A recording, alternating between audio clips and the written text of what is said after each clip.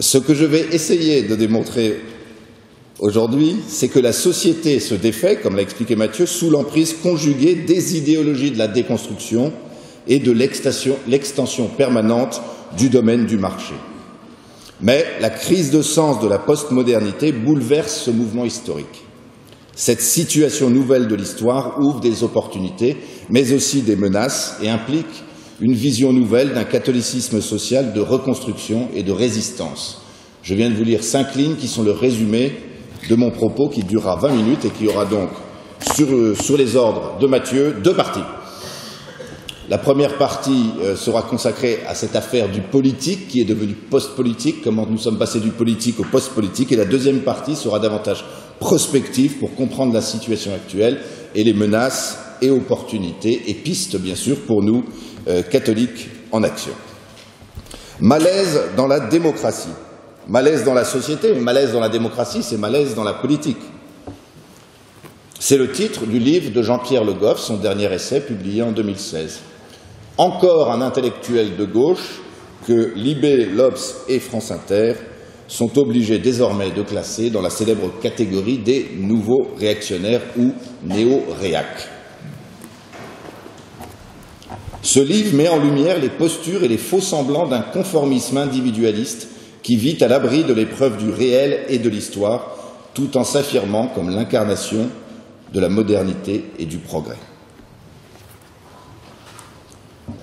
On a l'impression que tout fout le camp et que le politique fout le camp avec tout ce qui fout le camp. Et aujourd'hui, est-il besoin de passer beaucoup de temps sur la décomposition de la chose publique, sur la décrédibilisation des institutions politiques, des partis politiques et des hommes politiques? Alors, que se passe-t-il? Que se passe-t-il avec ce politique? Il se passe, à mon avis, que le politique, au sens classique du terme, est en train de sortir de l'histoire. C'est ce politique au sens antique de la vie de la cité, le déploiement concret du bien de l'ensemble d'une collectivité. Donc c'est le principe, la substance de ce qui régit, qui régule, qui protège le déploiement des interactions sociales, culturelles, économiques dans une société. Tout ce cadre politique, cette substance du politique, est en train de sortir de l'histoire. Et comme cette substance du politique a un lien étroit avec la notion de pouvoir, le pouvoir et les pouvoirs, la notion même de pouvoir, au singulier ou au pluriel, devient même très incertaine. La question « qui est le patron ? Qui décide quoi ?» il est de plus en plus difficile d'y répondre, du moins dans notre modernité occidentale, dans notre partie du monde. Donc, on n'arrive plus à répondre à cette question et on est rentré dans une zone grise qui est la zone grise du post-politique. On ne parvient plus à distinguer les choses. Qu'est-ce qui est du domaine de la décision, des politiques? Qu'est-ce qui est du domaine de l'administration toute puissante? Qu'est-ce qui est du domaine du pouvoir caché? On entend parler de pouvoir caché. On sent la présence diffuse d'interactions difficiles à démêler. Et on a l'impression qu'une sorte de centrifugeuse historique est à l'œuvre sur laquelle nous n'avons plus de prise. L'idée qu'on n'a plus de prise, qu'on n'arrive plus à faire changer les choses. Mondialisation, globalisation, tout ça tourne à une telle vitesse. Où est le pouvoir? Où est le politique?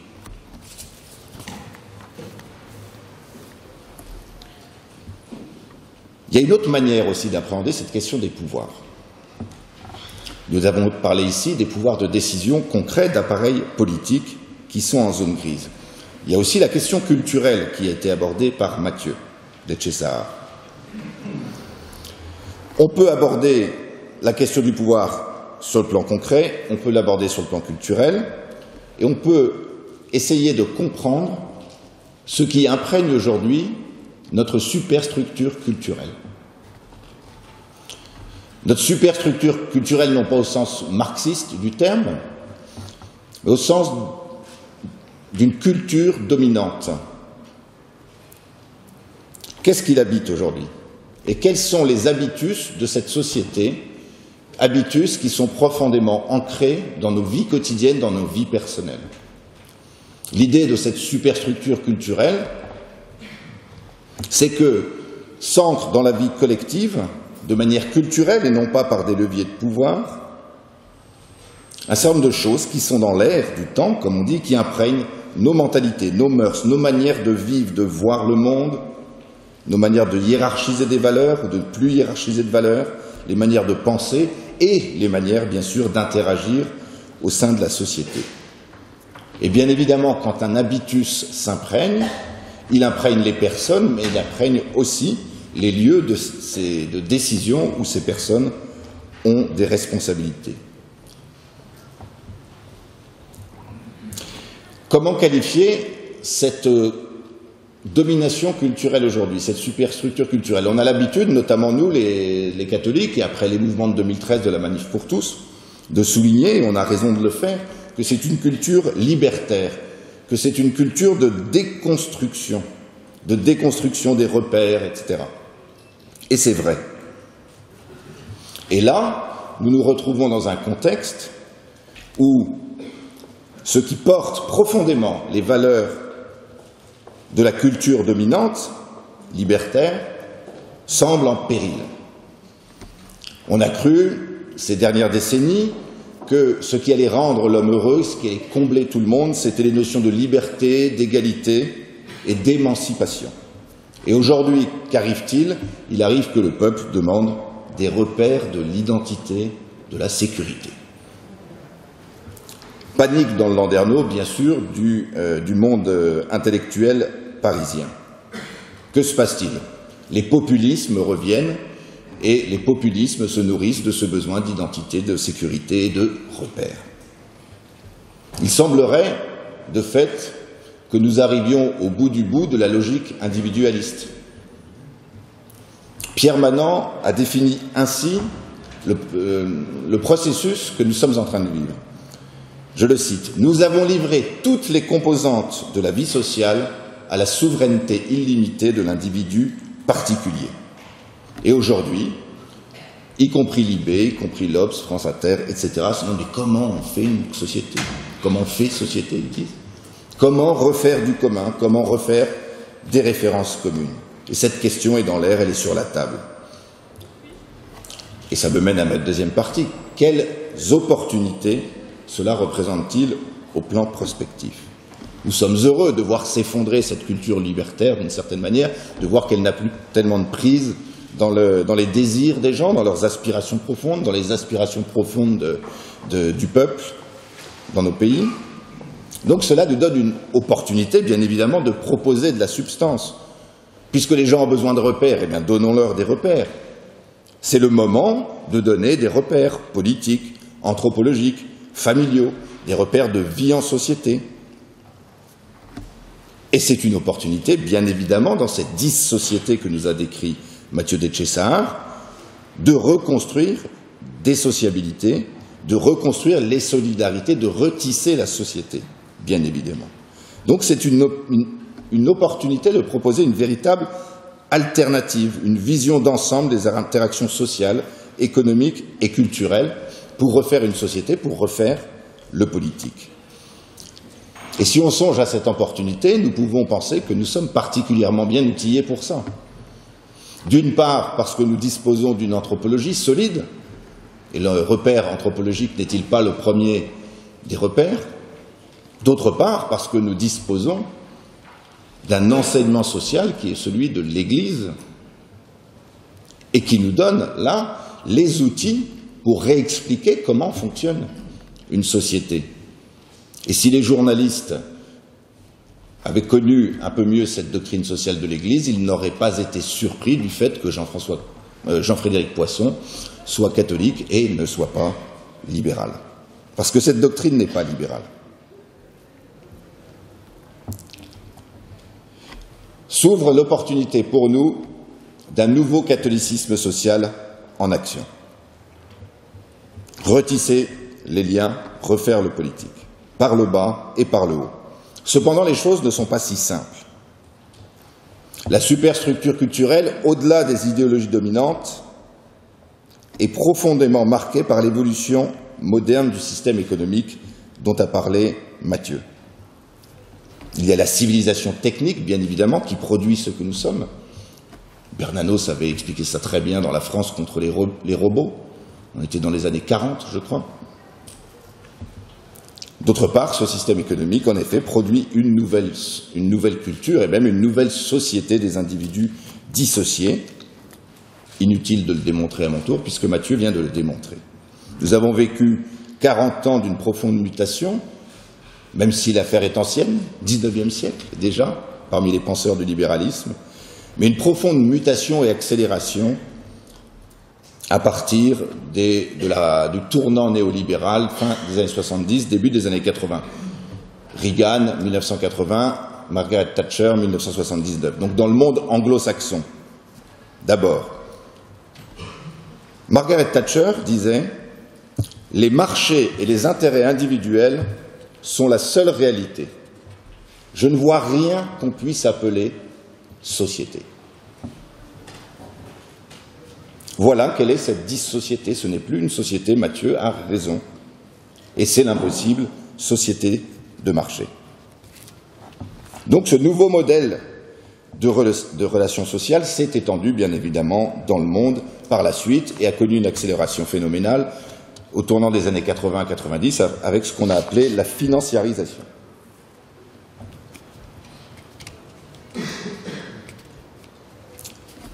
Comment appréhender les choses? Bruno, il y a 2 jours, et j'ai dû refaire toute ma copie, m'a dit il y a un excellent Foucault qui vient de sortir par Joachim Fortanet-Fernandez dans la collection Apprendre à philosopher, qui évoque toutes ces questions et qui explique quel est le nouveau modèle de relations sociales.